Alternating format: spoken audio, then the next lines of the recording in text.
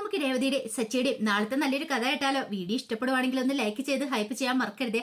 അതോടൊപ്പം തന്നെ ആദ്യമായി കാണുന്നവരാണെങ്കിൽ സബ്സ്ക്രൈബ് ചെയ്യാനും മറക്കരുത് കേട്ടോ.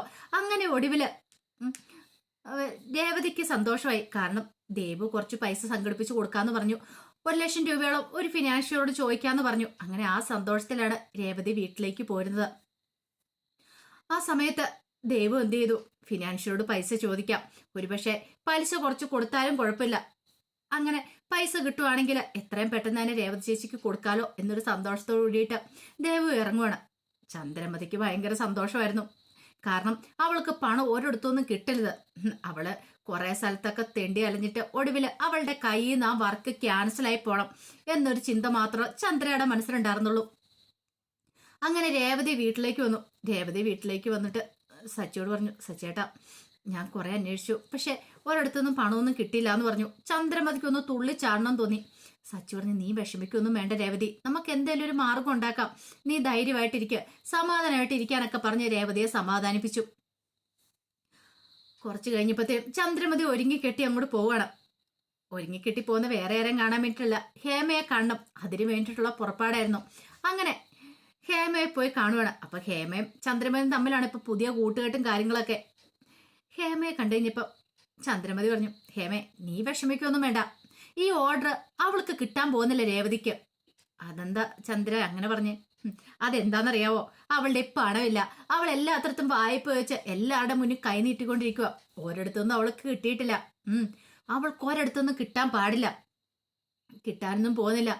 3-4 ലക്ഷം രൂപ അവൾ എവിടെ നിന്ന് ഉണ്ടാക്കാനായിട്ടാ? അവളെ മാഷിയിട്ട് നോക്കിയാൽ കിട്ടത്തില്ലോ. അതുകൊണ്ട് ഹേമയ്ക്ക് തന്നെ ഈ ഓർഡർ കിട്ടത്തുള്ളൂ.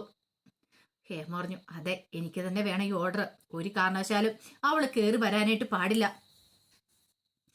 ഈ സമയത്ത് ചന്ദ്രമതി പറഞ്ഞു, എന്തുണ്ടെങ്കിലും എന്നെ വിളിച്ചാൽ മതി, ഞാൻ അപ്പം തന്നെ വിവരങ്ങൾ തന്നോളാന്ന് പറഞ്ഞു. അതെ എന്നാണെങ്കിലും ഇത്ര കാര്യങ്ങളൊക്കെ എനിക്ക് ചെയ്തു തരുന്നുണ്ടല്ലോ, അതിനൊത്തിരി താങ്ക്സ് ഉണ്ടെന്ന് പറഞ്ഞു. താങ്ക്സിന്റെ ഒന്നും ആവശ്യമില്ല ഹേമേ, നമ്മളൊന്നുമല്ലെങ്കിൽ ഇപ്പൊ ഫ്രണ്ട്സ് ആയില്ലേ, അത് മതി. അവൾ ഒരു കാരണവശാലും ഉയർന്നു പൊങ്ങരുത്. അവളുടെ 10 പൈസ കിട്ടിയിട്ടുണ്ടെങ്കിൽ അവളുടെ അഹങ്കാരം ഞാൻ കാണേണ്ട വരും.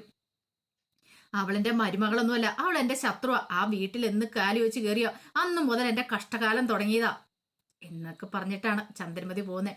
ഹേമയ്ക്ക് സന്തോഷമായി. ഓ, ഇവരെ പോലെ സ്ത്രീ അവളുടെ അമ്മായിമ്മയായത് എന്തുകൊണ്ടും നന്നായി. അതുകൊണ്ടാണല്ലോ, അല്ലെങ്കിൽ ഏതേലും അമ്മായിമ്മമാർ ഇങ്ങനെ നിൽക്കുവോ സ്വന്തം മരുമകളെ ഒറ്റിക്കൊടുക്കാനായിട്ട്? ഇവരതല്ല, അതിലപ്പുറം ചെയ്യും. ഇവരെ ഒന്ന് സൂപ്പിക്കിച്ചു വിടുവാണെങ്കിൽ ഇനി അവർക്ക് കിട്ടാൻ പോകുന്ന അല്ലെങ്കിൽ അവൾക്ക് കിട്ടാൻ പോകുന്ന ഓർഡർ ഒന്നും കിട്ടത്തില്ല. അതിനെക്കുറിച്ചെല്ലാം തന്നോട് ഒന്ന് പറയും. അപ്പൊ എല്ലാം തനിക്ക് ഉഴപ്പിടാൻ സാധിക്കും, ആ ഓർഡറുകളെല്ലാം തനിക്ക് തന്നെ കിട്ടുകയും ചെയ്യും എന്നൊരു ചിന്തയായിരുന്നു ഹേമയുടെ മനസ്സിൽ. ചന്ദ്രമതി സന്തോഷത്തോടു കൂടിയിട്ടാ വീട്ടിലേക്ക് തിരികെ പോരുന്നേ. കുറച്ച് കഴിഞ്ഞപ്പോഴത്തേനും വർഷ കുളിക്കാൻ കയറി. കുളിയെല്ലാം കഴിഞ്ഞ് അങ്ങോട്ട് വരുമ്പോഴത്തേനും രേവതി ഒന്ന് ചെന്ന് നോക്കിയപ്പോ വർഷയുടെ മുടി കൂടെ വെള്ളം വരുന്നുണ്ട്.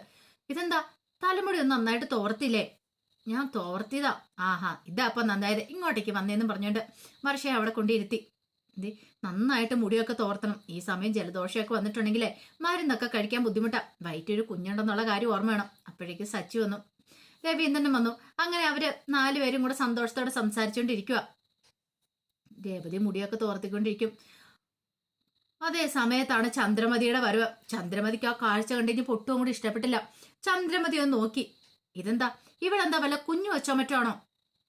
അപ്പോഴേക്കും രവീന്ദ്രൻ ചോദിച്ചു, അതെന്താ ചന്ദ്രൻ നീ അങ്ങനെ പറഞ്ഞേ? അല്ല, ഇവളുടെ മുടിയൊക്കെ ഇതിനെ തോർത്തി കൊടുക്കണേ. രേവതി പറഞ്ഞു, അതിന് മുടി തോർത്തി കൊടുത്തെന്നർത്ഥ എന്താ അമ്മേ? തലേ വെള്ളം താഴാതിരിക്കാൻ വേണ്ടിയിട്ടാ. വയറ്റൊരു കുഞ്ഞുള്ളല്ലേ? പിന്നെ വയറ്റൊരു കുഞ്ഞ്, ആദ്യത്തെ കുഞ്ഞല്ലേ, ഞാൻ 3 പ്രസവിച്ചാ, എനിക്കിങ്ങനെയൊന്നും ആരും ചെയ്തു തരാനൊന്നും ഇല്ലായിരുന്നു.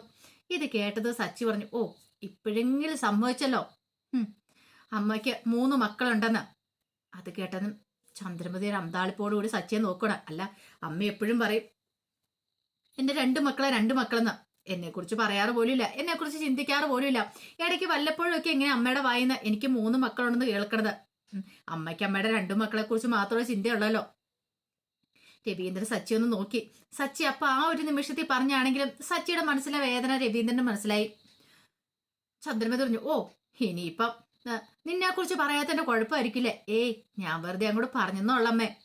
അപ്പൊ അമ്മ ഇപ്പോഴെങ്കിലും അംഗീകരിച്ചല്ലോ, ഞാനും കൂടെ ഉണ്ടെന്ന്, എനിക്ക് അതും മതി. ഓ എനിക്ക് സന്തോഷമായി എന്നൊക്കെ പറഞ്ഞു.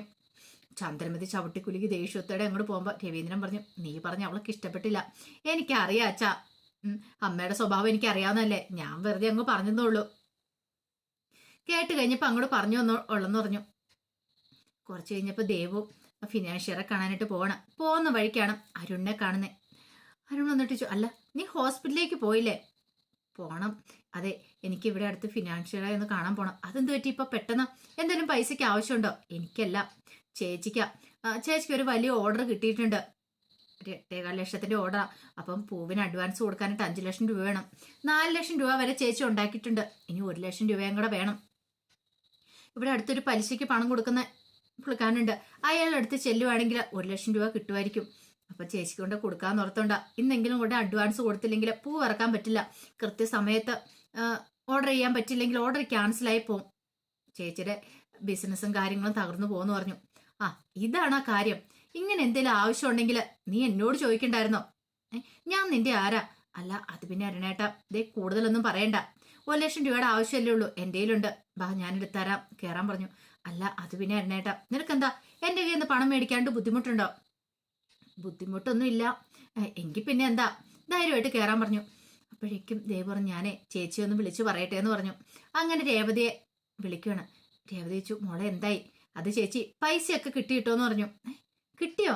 അതെ, ചേച്ചി ധൈര്യമായിട്ട് ഇരിക്കുക, പൈസ കിട്ടി, ഞാൻ പറയുന്നിടത്തേക്ക് ചേച്ചി വന്നാൽ മതി, ഞാൻ പൈസ തരാന്ന് പറഞ്ഞു. അങ്ങനെ അരുണ് ദേവുവിനെ കൂടെ കൂട്ടിക്കൊണ്ടു പോയിട്ട് പൈസ 1 ലക്ഷം രൂപ എടുത്ത് കൊടുക്കുകയാണ്. ദേവു പറഞ്ഞതേ, ചേച്ചിക്ക് പൈസ കിട്ടി കഴിയുമ്പോഴേ തരത്തുള്ളൂ, പിന്നെ ഞാൻ നിന്നോട് ചോദിച്ചോ? ഓ, നിന്റെ ചോദ്യവും പറച്ചിലും കേട്ടാത്തൊന്നും നമ്മളെന്തോ വലിയ അന്യരാന്ന്. ദേ ദേവു, ഇങ്ങനെയാണ് കുറച്ച് ബുദ്ധിമുട്ടുണ്ട് കേട്ടോ എന്നൊക്കെ പറഞ്ഞു. അല്ല അത് പിന്നെ പൈസയുടെ കാര്യമല്ലേ, നമ്മൾ എപ്പോഴും കൃത്യമായിരിക്കണമല്ലോ, അതൊന്നും സാരമില്ല, നിന്റെ ചേച്ചിയുടെ ആവശ്യങ്ങളൊക്കെ നടക്കട്ടെ എന്ന് പറഞ്ഞു. അങ്ങനെ അരുൺ അങ്ങോട്ട് പോയി കഴിഞ്ഞപ്പോഴത്തേനും രേവതിയെ കാണാനായിട്ട് ദേവു ഒരുവാണ്. രേവതി ഭയങ്കര സന്തോഷത്തോട് കൂടിയിട്ട് അകത്തേക്ക് എന്നിട്ട് സച്ചിയോട് പറഞ്ഞു, സച്ചിയേട്ടാ 1 ലക്ഷം രൂപ ദേവ് സംഘടിപ്പിച്ചിട്ടുണ്ടെന്ന് പറഞ്ഞു. ആണോ? അതെ, ബാക്കി പൈസ കൂടെ എടുത്തോ, ഒരു കാര്യം ചെയ്യാം, ഞാൻ അഡ്വാൻസ് പേയ്മെന്റ് കൊടുത്തിട്ട് വരാമെന്ന് പറഞ്ഞു. ഇത് ചന്ദ്രമതി കേട്ടു. ചന്ദ്രമതിയുടെ നെഞ്ചു പടഞ്ഞു പോയി. ഓഹോ, അപ്പൊ ഇവൾക്ക് പണം കിട്ടില്ല എന്ന് പ്രതീക്ഷിച്ചിരുന്ന, പക്ഷെ പണം കിട്ടിയെന്ന് അറിഞ്ഞപ്പോ സഹിക്കാൻ പറ്റിയില്ല, എന്ത് ചെയ്യണമെന്നറിയത്തില്ല. പെട്ടെന്ന് രവീന്ദ്രൻ പറഞ്ഞു, മോളെ ഒരു കാര്യം ചെയ്യാം, സച്ചിനെ കൂടെ കൂട്ടിക്കൊണ്ട് പോയിക്കൊള്ളാൻ പറഞ്ഞു. വേണ്ട, ഞാൻ പെട്ടെന്ന് ദേവുവിനെ പോയി കണ്ടുവരാം, സച്ചിന് ഏതോ ഓട്ടം ഉണ്ടെന്നാ പറഞ്ഞെന്ന് പറഞ്ഞു. അങ്ങനെ രേവതി എന്ത് ചെയ്തു, ബാക്കിയിരുന്ന പൈസയൊക്കെ ആയിട്ട് ദേവുവിന്റെ അടുത്തേക്ക് വന്നു. ദേവുവിന്റെ കയ്യിൽ നിന്ന് പണമൊക്കെ വാങ്ങി ദേവനൊരു താങ്ക്സ് ഒക്കെ പറഞ്ഞിട്ട് പൂക്കാരന്റെ അടുത്തേക്ക് പോവുകയാണ്. അപ്പോഴേക്കും ചന്ദ്രമതി എന്ത് ചെയ്തു, രേവതി വീട്ടിൽ നിന്ന് ഇറങ്ങിയപ്പോ തന്നെ ചന്ദ്രമതി മുറിയിലേക്ക് പോയിട്ട് ഹേമയെ വിളിക്കുകയാണ്. ഹേമേ, അവൾക്ക് പൈസ കിട്ടിയിട്ടുണ്ടെന്ന് പറഞ്ഞു. കിട്ടിയോ? അതെ, അവൾ ഇവിടുന്നൊക്കെയോ സംഘടിപ്പിച്ചിട്ടുണ്ട്, ഒരു കാരണവശാലും അവൾക്ക് ഈ ഓർഡർ കിട്ടാൻ പാടില്ല.